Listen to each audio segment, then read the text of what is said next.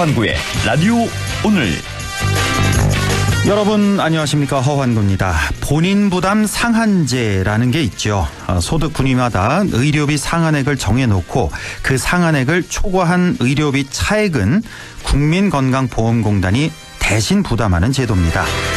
소득 수준이 낮은 분들의 의료비 부담을 줄여주기 위한 제도죠. 그런데 재산이 30억 원이 넘는 직장인이 소득 최하위층으로 병원비 환급 혜택을 받은 경우가 300명이 넘었다고 합니다. 그중에는 재산이 100억 원 이상인 경우도 12명이나 있었습니다. 이들은 월 평균 건강보험료도 5만 원 이하였습니다. 직장 가입자는 소득에만 건보료가 부과되기 때문인데요. 재산이 100억 원이나 되는데 소득 1분위라 건강보험료는 5만 원도 내지 않고 심지어 병원비 환급까지 받고 있다는 겁니다. 건강보험의 원래 취지에 맞게 형평성에 맞는 개선이 필요하겠습니다. 10월 25일 수요일 라디오 오늘 광고 듣고 시작합니다.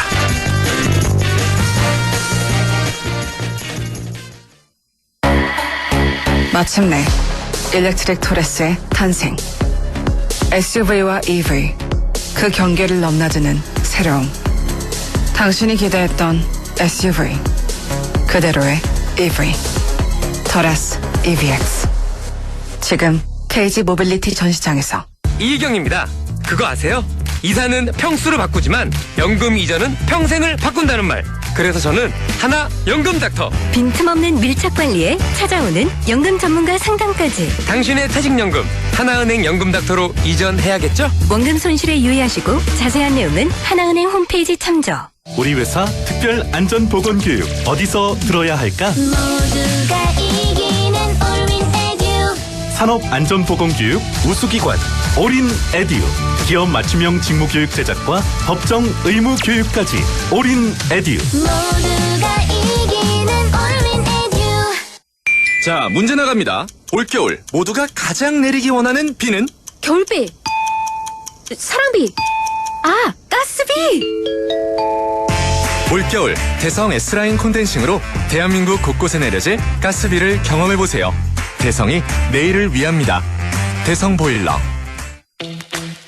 희철이 형, 저 탈모가 고민이에요. 고민은 치료만 늦출 뿐.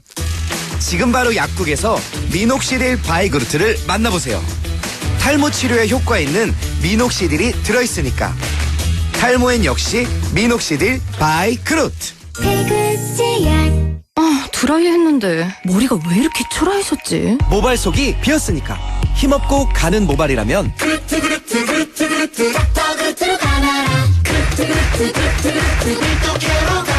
탈모 고민은 잡고 모발 속은 채워주니까 힘있게 자신있게 닥터그루트 밀도 케어. 기능성 화장품. 네, 라디오 오늘 수요일 순서 시작합니다. 일부 이슈 오늘에서는 오는 금요일부터죠. 안동에서 21세기 인문가치 포럼이 시작됩니다. 잠시 후 한국정신문화재단 이동원 대표이사 연결해서 자세한 얘기 들어보고요. 2부에서는 각종 설문조사 결과를 갖고 우리 사회 분석해보는 시간이죠. 배종찬의 리서치 오늘도 함께하겠습니다. 이어서 안동 MBC 라디오 드라마 만인의 꿈이 방송됩니다. 라디오 오늘 유튜브로도 다시 들으실 수 있습니다. 많은 애청 바랍니다. 네, 이슈 오늘 시작합니다. 모레 금요일부터죠. 안동에서 21세기 인문가치 포럼이 시작됩니다. 올해로 벌써 10회째를 맞이하게 되는데요. 올해는 어떤 내용으로 꾸며지게 되는지 알아보죠. 한국정신문화재단 이동원 대표이사 연결돼 있습니다. 자, 이동원 대표님 안녕하십니까? 예, 안녕하십니까. 이동원입니다. 예, 반갑습니다. 모레부터네요. 엊그제 이게 시작한 것 같은데 벌써 10년째를 맡고 있습니다. 자, 인문가치 포럼. 어떤 행사인지 소개를 좀 먼저 해주신다면요. 예, 21세기 인문가치 포럼은, 현대사회에 필요한 인문가치를 모색하기 위해 2014년도 처음으로 개최된 행사입니다. 네. 그래서 올해는 10월 27일부터 10월 29일까지 3일간 안동국제 컨벤션 센터에서 개최됩니다. 네. 저희 21세기 인문가치 포럼은 매년 시성 있는 주제를 선정해가지고 세계 각지의 석학분들과 이제 전문가들이 모여서 지식과 지혜를 공유하고 보다 나은 삶과 모두가 행복한 세상에 대해 논의하는 국제 포럼입니다. 네. 자, 21세기 인문가치 포럼 말씀하신 대로 2014년에 시작돼서 올해로 이제 10년째를 맞이하고 있는데 자, 그동안의 성과 그리고 앞으로의 과제 좀 평가를 해 주신다면요. 예. 21세기 인문가치 포럼은 한국 정신문화의 수도 우리 안동에서 지난 9년간 매년 한 100여 명의 연사님들 그리고 약 6천여 명의 참가자들이 함께 오늘날 우리 사회가 필요로 하는 인문가치들에 대해 논의를 해왔습니다. 예. 현대 사회의 다양한 이슈들에 대한 해답을 한국 고유의 정신문화에서 찾고자 하는 움직임은 인문가치가 과거를 넘어 미래를 조명하는 인류의 핵심 가치임을 보여줬다고 자부를 합니다. 예. 또한 어렵게 느껴질 수 있는 인문가치를 이제 일반 시민들과 청소년들도 쉽게 접할 수 있도록 토크 콘서트 형식과 참여형 세션 그리고 인문가치 대상 제정 등 다양한 연계 사업을 통해 인문가치 대중화에도 힘을 쓰고 있습니다. 네. 21세기 인문가치 포럼이 한국 동아시아를 넘어서 전 국제사회에 영향을 끼칠 수 있는 국제 공공포럼으로 더욱 성장하는 것이 저희 목표라고 할 수 있겠습니다. 예. 자, 올해 인문가치 포럼의 주제가 바로 인간다움, 우리는 누구인가인데요. 글쎄 이거 어떤 의미로 우리가 해석을 해야 될까요? 예, 저희 인문가치 포럼은 지난 9년간 공감과 배려, 나눔과 울림, 행복, 생명, 포용, 다양성 등 다양한 인문적 가치들을 조명해왔습니다. 예. 10주년을 맞이한 올해 인문가치 포럼은 보다 인류에 대한 본질적인 질문을 던져서 새롭고 다양한 관점에서 인간다움의 의미를 모색하고 개인과 공동체가 어떤 삶에 대한 깊이 있는 성찰의 시간을 갖고자 합니다. 네. 자, 첫날 개막 기조 강연자가 바로 그 안동시내 현수막에도 많이 걸려 있던데 지난 10대 유네스코 사무총장을 지냈던 이리나 보코바 씨인데 아주 거물을 섭외를 하셨네요.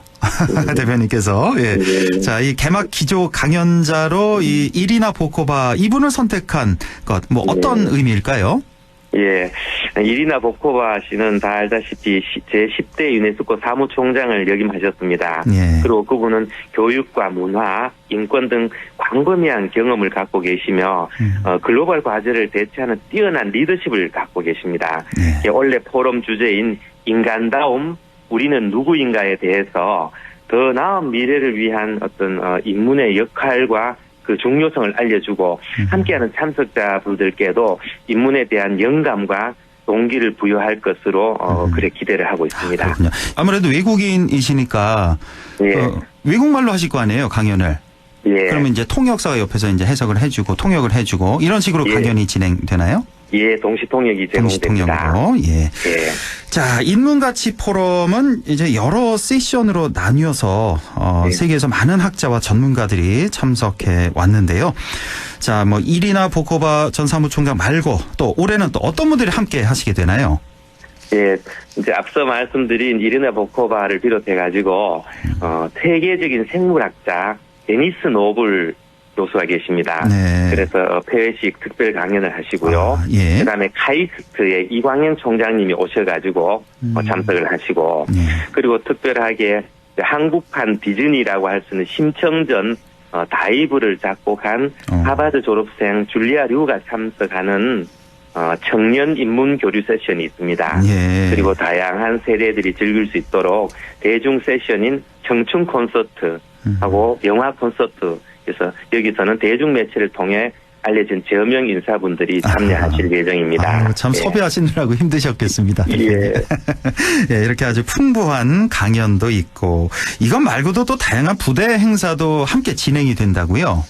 예, 그렇습니다. 다양한 볼거리, 즐길거리가 많이 준비되어 있습니다. 인문가치를 문화적으로 체험할 수 있는 부대 행사들이 진행될 예정인데요. 네. 전국 단위로 모집해가지고 진행하는 가족과 함께하는 인문 캠프, 그리고 또 안동에 특색 있는 문화가 관광을 즐길 수 있는 K 인문 투어뿐 아니라 21세기 인문가치 포럼을 기념하는 전시, 그리고 한국의 유교 책판 전시, 그리고 전통 문화를 체험할 수 있는 한복과 전통주, 전통혼례 등 여러 가지를 포럼에서 만나보실 수 있습니다. 참 다양하네요. 뭐 인문 캠프부터 시작해서 인문 투어, 전시 체험 활동까지. 자, 29일 이제 일요일이 됩니다. 이제 폐회식이 열리는데 폐회식 때는 해마다 이제 안동 선언문이 채택이 됐는데 자, 올해는 어떤 내용이 담기게 될지 아직 비밀입니까, 대표님? 이거는 마지막 날 안동 선언문을 발표하니까요. 아직은 대입니다. 조금만 좀 소개를 해주신다면요. 원래 주제가 이제 그 인간다움 우리는 누구인가 이런 질문을 가지고 그 질문을 다시 조명해가면서 현대사회의 여러 문제들을 우리가 공동체로서 해결할 수 있는 다양한 실천 목표들을 제시하고자 합니다. 특히 올해 10회 21세기 인문가치 포럼이 정의하는 인간다움, 그리고 인간다운 삶에 대한 해답, 우리가 함께 인문가치를 실현하기 위한 선언의 내용들이 담길 예정입니다. 그리고 이제 이번 선언문 채택을 통해 가지고 앞으로 안동이 지역을 넘어서 세계적인 인문가치 수도로서 역할을 감당할 수 있기를 기대하고 있습니다. 자, 일반 시민이 21세기 인문가치 포럼 뭐 강연이라든지 여러 행사에 함께 하려면 어떻게 하면 됩니까? 현재 21세기 인문가치 포럼 공식 홈페이지를 통해 가지고 사전 등록이 진행 중입니다. 그래서 사전 등록을 통해 희망하는 세션을 선택하실 수 있고요. 그리고 또 현장에서도 등록이 가능하기 때문에 방문하고 싶은 날짜에 안동국제 컨벤센터로 오시면 21세기 인문가치 포럼에 참여하실 수 있습니다. 또 방문이 어려우신 분들을 위해 유튜브 실시간 라이브도 준비되어 있으니 시민 여러분들의 많은 참여를 당부드립니다. 감사합니다. 그러니까 사전 등록도 받고 있고 현장 등록도 가능하고요. 언제든지 안동 국제 컨벤션 센터로 오시면 되겠습니다. 유튜브 라이브까지 이렇게 준비를 하셨네요. 자, 지금까지 한국정신문화재단 이동원 대표 이사와 함께 21세기 인문가치 포럼에 대해서 얘기 나눠봤습니다. 대표님 고맙습니다. 감사합니다. 네, 라디오 오늘 2부에서 뵙겠습니다.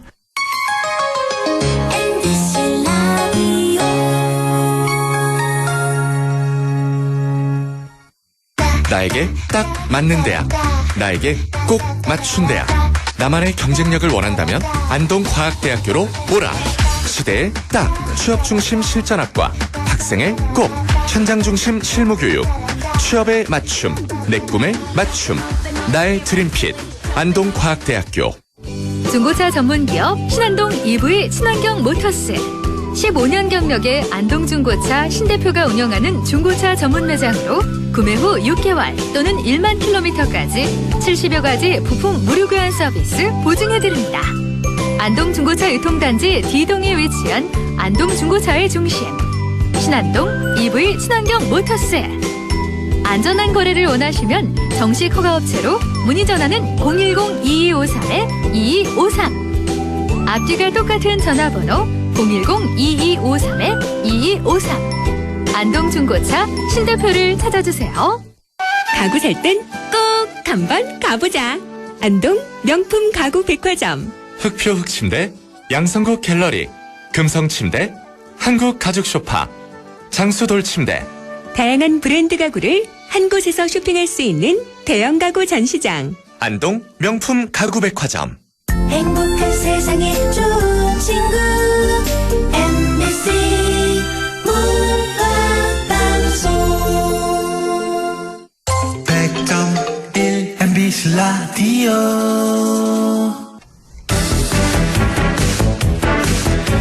네, 리서치 오늘 시작합니다. 인사이트 K 배종찬 소장과 함께합니다. 소장님 안녕하십니까?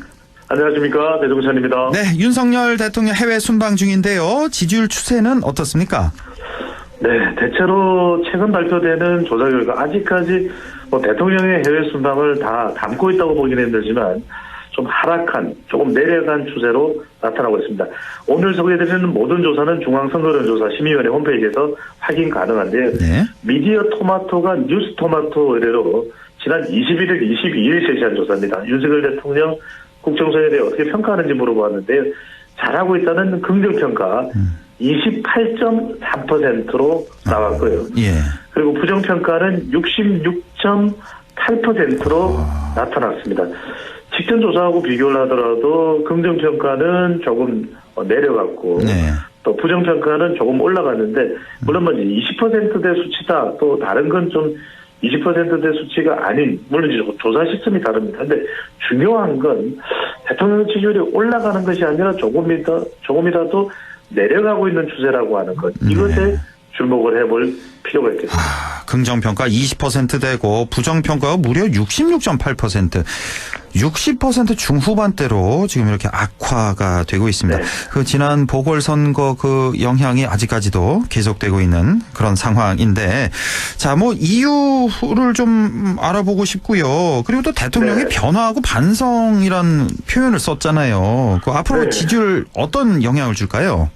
그렇습니다. 대통령의 또 태도가 또 국정운영 스타일이 달라진다라는 것은 지지율이 낮은 상태에서 뭐 바람직한 일입니다. 근데 이제 과연 이게 이제 지표의 어느 시점에 어떤 모습을 보였을 때 변하느냐는 것은 또 다른 차원이거든요. 네. 최근 나오는 지지율을 좀 종합해서 분석을 해보면 연령대별로는 30대와 50대의 지지율이 많이 떨어졌다. 이건 분명히 대통령의 국정 운영 스타일과도 관계될 수 있지만 좀 사람하고의 관계도 관련이 있을 수 있습니다. 30대에서 지지율이 하락하는 부분은 좀 청년 세대와의 교감이 당 안팎으로 잘 안 되고 있는 건 아닌가. 가령 뭐 이준석 전 대표라든지 계속해서 뭐 당 내에서 또 불협화음이 여전히 지속되고 있는 그런 상황이거든요. 네. 그걸 어떻게 극복할 것인가. 이게 윤석열 대통령에게도 상당히 중요한 과제가 될 수밖에 없을 것이고. 예. 특히 이제 부산, 울산, 경남이라 그러면은 대통령 보수 정당의 지역 기반 아니겠습니까? 예. 그런데 조사 결과를 보면은 부산, 울산, 경남 이른바 PK 지역에서도 그렇게 두드러지는 긍정 지지율이 나오고 있지 않다. 심지어는 대구 경북 지역도 예전만 못하다. 이게 뭐 서울의 강서구청장 보궐선거의 여파일 수도 있겠지만 뭔가 대통령에 대한 기대치가 상당히 높았을 것이거든요. 그런데 이제 그 기대치에 미치지 못하기 때문에 윤석열 대통령이 더 잘할 수도 있는데 왜 그 기대대로 국정 운영이 안 될까? 왜 안 될까? 와그라노, 와카노 이런 현상이 담겨있기 때문에 중요한 건 좀 가시적인 게 필요할 것 같습니다. 사람과의 관계에서 대통령의 포용이 누구에게 어느 정도로 좀 발휘가 되느냐. 또 정책과 관련해서도 대통령이 어떤 이념 전쟁은 더 이상 안 하겠다고 했다면 그러면 실용 또 친서민을 위한 대통령의 국정 운영 철학이 뭔가 좀 구체적으로 제시되는 건 뭘까. 그러니까 한창 중동 순방 잘해서 사우디아라비아 카타르에서 높은 실적을 올려도 국내 상황이 녹록지 않으면 이게 또 지지율로 잘 연결이 안 됩니다. 그렇습니다. 어떻게 하면 국내 상황과 국민들의 반응을 최대한 민심을 붙들어둘 수 있을까 돌려놓을 수 있을까 이 점이 가장 중요할 것으로 보입니다. 이 변화와 반성 표명의 그 대표적인 인물이 바로 이준석, 이재명 아니겠습니까? 근데 아직까지는 뭐 실질적인 행동으로는 보여주고 있는 상황이 아니라는 거. 자, 지금 해외 순방 말씀하셨는데 뭐 중동에서 뭐 여러 가지 성과가 있다는 그런 보도가 있는데 대부분이 뭐 MOU 체결한 선이고 계약 체결한 것도 뭐 몇 건 있긴 한데 이게 뭐 수익이 얼마나 날지 뭐 계약 그 내용은 어떻게 잘 됐는지 이것도 좀 중요한 거니까 이거 좀 지켜봐야 되겠고. 자, 정당 지지율로 좀 넘어갈까요? 어떻습니까? 그렇습니다. 앞서 말씀드렸던 미디어 토마토 조사인데 역시 추세를 보는 것이 상당히 중요할 겁니다. 국민의힘 지지율은 직전 조사보다 1.1%포인트 낮아진 30.4로 나타났고요. 더불어민주당은 전주보다 0.2%포인트가 낮아진 46.6%로 나타났습니다. 차이가 많이 나네요. 차이가 16.2%포인트인데, 자, 물론 전국조사의 결과이지만 16.1라는 숫자가 지난 강서구청장 보궐선거의 격차인 17.15와 크게 다르지 않거든요. 그러네요. 그러고 보니까. 그러니까, 이런 결과가 나오는 가장 큰 이유는 역시 대통령 지지율에 연동되어 있는, 국민의힘 지지율로 볼 수 있는 것이고, 물론 이제 전화 면접 조사를 했을 때는 좀 더 두 정당의 지지율이 비슷한 그런 결과도 있었는데 중요한 건 내려가는 추세냐 또 올라가는 추세냐 또는 정치적인 반사의 이익을 얻고 있느냐 못 얻고 있느냐도 상당히 중요할 수밖에 없습니다. 결과적으로는 국민의힘이 어떻게 변했냐. 이제 중요한 것은 그래서 김기현 대표가 그냥 지속되는 것이거든요. 그래서 인요한 혁신위원장을 이제 전면에 내세우는 상황인데 이게 얼마나 이제 당 지지층도 중요하겠지만 떠나간 지지층들, 이탈한 지지층들을 되돌이키는 것도 중요하겠지만 얼마나 중도층이냐, 무당층이냐, 특히 이제 내년 선거는 수도권 선거라는 이야기를 많이 하기 때문에 수도권과 특히 중요한 MZ세대의 민심을 혁신위원장 카드로 다시 되돌이킬 수 있느냐, 이 부분이 가장 중요한 관전 포인트라고 할 수 있습니다. 미디어 토마토 조사를 오늘 이렇게 소개를 해주고 계신데 혹시 제 기억이 맞나 모르겠는데 이 조사에서 혹시 그 이준석 신당, 윤석열 신당 이 조사한 게 이 조사 맞나요 혹시?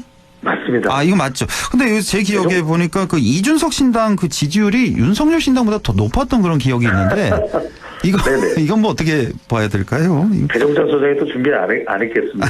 지금 이 조사 결과가 물론 이제 특정 조사기관의 조사가 단 하나의 기준이 된다고 볼 수는 없을 겁니다. 상당히 이제 또 정치권 변화에 대해서 궁금해하시는 분들은 인요한 혁신위원회가 이제 출범하는 거지만 더 중요한 것은 과연 이 이준석 또 유승민 두 사람의 신당이 창당된다면 어느 정도 파괴력이 있겠느냐. 또는 김한길 국민통합위원회 위원장을 중심으로 해서 거론되고 있는 윤석열 신당이 과연 파괴력이 있을 것인가인데 자 이렇게 물어봤습니다. 유승민, 이준석 신당을 보기에 넣고 이제 어느 정당을 지지하는지 물어봤더니 민주당 38.1%, 국민의힘 26.1%, 유승민, 이준석 신당 17.7%, 정의당 3.1%인데 자, 여기서 아주 주목해야 될 부분은 이 유승민, 이준석 신당이 17.7인데 민주당에서도 이쪽으로 또 옮겨오고 국민의힘에서도 이쪽으로 옮겨오는 결과입니다. 그러니까 유승민, 이준석 신당이 과연 잘 될 것이냐 이런 이제 의구심을 가지는 그런 이 관찰과 또 분석도 인식도 많은데 그래도 확장성을 보면은 민주당 지지층도 오고 국민의힘 지지층도 온다. 그렇다면은 적어도 소선거구제인 지역구에서는 당선자 배출이 힘들지 몰라도 연동형 비례대표제에서 비례투표만 좀 끌어모아도 적어도 10석에서 12석 정도의 의석수를 확보하는 거 아니냐 이런 얘기가 나오고요. 그다음에 이제 다른 문항이 이번에는 이제 더불어민주당 또 국민의힘 이번엔 윤석열 신당을 넣었더니 윤석열 신당을 지지한다는 응답이 14.2%입니다. 그러니까 문항은 다르지만 이준석, 유승민 신당이 17%가 조금 넘었으니까 더 높은 결과. 물론 큰 격차는 아닙니다만. 자, 윤석열 신당을 집어넣은 조사에서는 민주당이 47.5, 국민의힘이 19%입니다. 그러니까 국민의힘 지지율만 싹 빠져나갔군요. 출범하면 상당히 많은 국민의힘 이 존재 자체가 상당히 흔들리는 그런 상황이 오는 것이고 윤석열 신당이 출연할 경우에 국민의힘 이탈청인데 국민의힘 지지율이 11.4%포인트 하락하는 결과입니다. 그래서 윤석열 신당이 실제적으로는 현실화될 것이다. 왜냐하면 이 결과를 보면 윤석열 신당이 나오는 경우에는 사실은 지역구에서는 거의 더불어민주당이 싹쓸이를 하게 되는 건 아니냐. 그런데 수도권 같은 경우에서는 3자 대결 구도가 돼버리는 경우. 그렇죠. 소선거구제에서는 사실상 민주당이 거의 100%라고 해야죠. 이렇게 된다면. 그렇습니다. 뭐 이제 추정컨대 가져갈 가능성이 높은데 이제 일각에서는 또 이런 이야기를 합니다. 이미 윤석열 당인데 윤석열 신당에 무슨 의미가 있느냐. 맞아요. 그 말도 맞는 말입니다. 그래서 이제 국민의힘이 빠져나가는 건데 그러면 이제 윤석열 신당이라도 좀 더 경쟁력이 있어서 적어도 이 조사에서 윤석열 신당이 한 30%가 나오고 국민의힘이 한 10%가 나왔다 그러면 윤석열 신당 가능성이 더 높게 적혀지거든요. 그렇죠. 생각보다 그렇게 파괴력이 크지 않는데 이 모든 게 대통령의 지지율이 높지 않았습니다. 그래서 윤석열 대통령이 또 지금 국민의힘에서 오로지 신경 써야 될 것은 사실 신당이나 이준석, 유승민 신당이 아니라 무조건 하고 어떻게든 어떤 방법을 동원해서라도 대통령의 지지율을 끌어올릴 수 있는 혁신이 뭐냐. 이 부분이 가장 중요해 보입니다. 유승민, 이준석 신당. 물론 이건 뭐 가상 조사인데 17 18%대가 나왔고 윤석열 신당은 14%대가 나왔다. 중도 소구력 아무래도 유승민, 이준석 쪽에 있다라는 걸 보여주는 거고 국민의힘이 나아갈 방향까지 제시한 거 아닌가 이런 생각이 들고요. 예. 자, 아까부터 이제 이뇨한 혁신위원장 얘기를 좀 해주셨는데, 자, 이 혁신위원회를 두고, 글쎄요, 이 뒤에 김한길 위원장이 있는 거 아니냐 이 얘기가 자꾸 나오는데, 이건 뭐 잘못 보는 겁니까? 뭐 본인은, 김한길 위원장 본인은 뭐 아니다라고 인터뷰를 했잖아요. 이런 얘기가 왜 자꾸 들리는 겁니까? 아니, 근데 뭐, 허인국께서도 잘 아시고, 우리 안동 MBC 애청자분들도 아시겠습니다만은, 실제 그렇다고 하더라도 그렇다고 시인하지는 않지 않습니까? 정치권에서. 그래서 이걸 이제 유추해서 합리적인 추론을 통해서 확인해 볼 수밖에 없는데 그만큼 윤석열 대통령이 물론 이제 전원이긴 합니다만 전해지는 이야기긴 한데 김한길 위원장에 대한 신임 또 뭐 두세 시간 독대를 하면서 국정 운영에 대한 아이디어를 얻는다 이런 정도의 이야기가 나올 정도는 상당히 신뢰하고 그런 김한길 위원장의 조언을 받지 않았다라고 보는 것도 무리할 수가 있는 부분입니다. 우리가 뭐 단정지을 수는 없습니다. 그렇습니다. 그런 차원에서는 임요한 위원장이 이제 그런 과정을 통해서 이제 발표가 될 중요한 건 이겁니다. 내년 총선에 서울에 또 연세대 교수 출신이기 때문에 서대문구에 출마도 거론되고 연세대학교가 그쪽에 위치하고 있습니다. 이뇨한 위원장이 그쪽 출마 거론되고 있군요. 예. 거론이 되고 있습니다. 이제 지금 현역은 우상호 의원, 우상호 의원도 그 이제 연세대학교 출신인데. 우상호 의원은 다음 불출마 선언하지 않았나요? 그렇습니다. 그렇죠. 그런데 이제 당이 다르니까요. 그래서 이제 그런 뭐 정치 출마 설에 대한 이야기도 있습니다. 더 중요한 것은 결과적으로 대통령의 임요한 위원장이 쓴소리를 할 수 있느냐. 그렇죠. 그리고 당에서 김기현 대표가 이야기한 정권이라는 것은 이른바 뭐 윤핵관 중진들을 수도권에 첨지 출마를 시키고 또 이 공천 제도 자체도 상당히 혁신적으로 여성과 MZ세대를 많이 넣겠다. 또 이제 이준석 전 대표와의 관계 복원 시도 실제 이제 천하람 지금 알려지고 있는 보도에 따르면 천하람 전남 순천갑 위원장에게도 혁신위원을 제안했는데 천 위원장이 거절했다는 이야기가 나오거든요. 저희 내일 인터뷰가 있거든요. 직접 물어보도록 하겠습니다. 천 위원장 인터뷰가 있습니까? 목요일마다 이제 출연을 하고 있는데. 네네. 꼭 그 이야기를 해주시죠. 제가 방송에서 많이 추천을 했다라는 거. 알겠습니다. 근데 뭐 그건 중요한 건 아니고. 중요한 건 그런 파격성과 또는 정권이라고 하는 부분을 얼마나 실제적으로 이제 이뇨한 위원장이 할 수 있을 건데. 여기는 좀 반신반의가 있는 것 같습니다. 얼마나 그런 운신의 폭을 넓힐 수 있느냐. 그렇다면은 이제 희망과 기대를 거두는 것이고 그렇지 않다면은 뭐 이뇨한 혁신위원회도 정말 어떻게 보면은 뭐 실질적인 효과를 거두지는 못하는 그런 또 혁신위원회가 될 수 있기 때문에 얼마나 파격적으로 정권을 제대로 가지고 할 수 있느냐가 관건으로 보입니다. 뭐 말씀하신 대로 이 수직적인 당정 관계를 수평적으로 할 수 있느냐 이거 하나 그리고 대통령에게 쓴소리를 할 수 있느냐 그리고 또 하나가 이준석, 유승민, 뭐 천하용인 비롯한 뭐 비윤계들 다 아우를 수 있겠냐 이거 아니겠습니까 핵심이? 성공하리라고 봅니까? 어떻게 보십니까? 전체적으로. 저는 일단 환경적으로는 절박하다고 봅니다. 그런데 중요한 건 저는 한순간만 말씀드립니다. 윤석열 대통령이 순방을 마치고 돌아와서 다음 주 월요일 모든 건 다 내려놓겠다. 이뇨한 위원장이 생각한 대로 가라. 또 김기현 대표도 나도 사실은 뭐 모든 걸 뭐 당대표직만 사퇴하지 않았을 뿐이지 모든 걸 내려놨다. 총선 승리를 위해서 이뇨한 위원장의 모든 걸 건네준다. 라는 정도의 컨센서스 합의라고 하죠. 이루어진다면 저는 가능할 것이고 그런 모양새가 다음 주까지 안 만들어진다면 글쎄요. 고개를 또 갸우뚱거려야 될 수도 있을 것 같아요. 글쎄요. 윤 대통령 입에서 정권 다 주겠다. 마음대로 해봐라. 이 소리가 나올는지 과연 나올 수 있을지 그거 좀 지켜봐야 될 것 같고요. 잠깐만 좀 여쭤볼게. 그 김승희 전 의전 비서관이죠. 그 딸 학폭 문제가 불거졌지 않습니까? 이 문제가 지금 심각한 게 뭐냐면 이 학폭이 일어나는 게 지난 7월 17일 그러니까 석 달도 더 넘은 시점인데 학폭이 이뤄지고 나서 2달 후에나 학폭위가 열렸단 말이에요. 보통 이제 즉각 열리지 않습니까? 학폭위가. 예. 2달 후에나 열렸고 또 거기서부터 한 달이 더 지나고 나서 국감에서 이제 폭로가 된 건데 자, 이게 지금 3차례나 학폭이 있었다고 하는데, 이게 사전에 대통령실에 보고가 됐는지 여부, 어떤 조치를 대통령실에서 취했는지, 이것도 상당히 핵심 문제가 되겠고, 지금 이게 의원 면직이라면서요. 그러니까 본인이 원해서는 나 이제 그만두겠다. 이게 이렇게 결정을 내렸는데 대통령실에서 왜 직권 면직을 하지 않느냐, 왜 징계를 주지 않느냐, 이 얘기도 좀 많이 나오고 있습니다. 그 부분인데 이 부분도 네. 이제 여론에 영향을 미칠 수가 있을 텐데 후보님께서 굉장히 중요한 질문을 했는데 우리가 이런 사안을 처리할 때는 신속성과 이제 충분성입니다.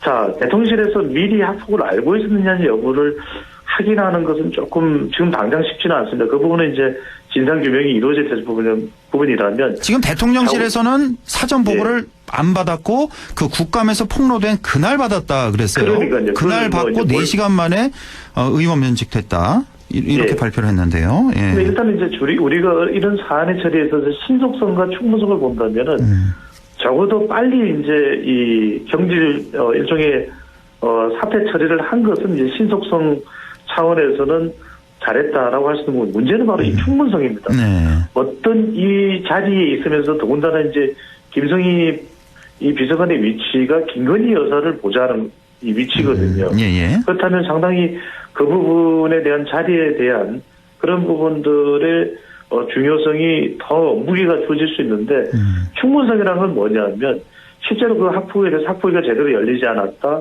또 이 문제가 있었음에도 불구하고 빨리 본인 스스로가 판단하고 또 이것을 대통령실에 요청하지 않았다. 또는 그렇죠. 대통령실에 적어도 공직기강 라인에서 이런 부분들이 어떤 징계 절차에 들어가야 될지 문제가 될지에 대한 부분이 충분히 확보되지 않는 이 충분성입니다. 그러니까 그랬다면은 적어도 그냥 내보낼 것이 아니라 이것을 어떤 식으로 진상 규명을 해서 징계를 내려야 될 부분이 있는지 있다면 어떤 정도의 수준까지 징계를 해야 될지에 대한 부분을 판단하는 그런 과정이 있어야 된다는 거죠. 그렇습니다. 그게 신속성 차원에서는 뭐 좀 긍정적으로 볼 수 있다고 하더라도 충분성 차원에서는 부족했다. 충분하지 않았다. 이렇게 볼 수 있겠습니다. 알겠습니다. 오늘 말씀 여기까지 듣겠습니다. 인사이트 K 배종찬 소장과 함께했습니다. 고맙습니다. 감사합니다.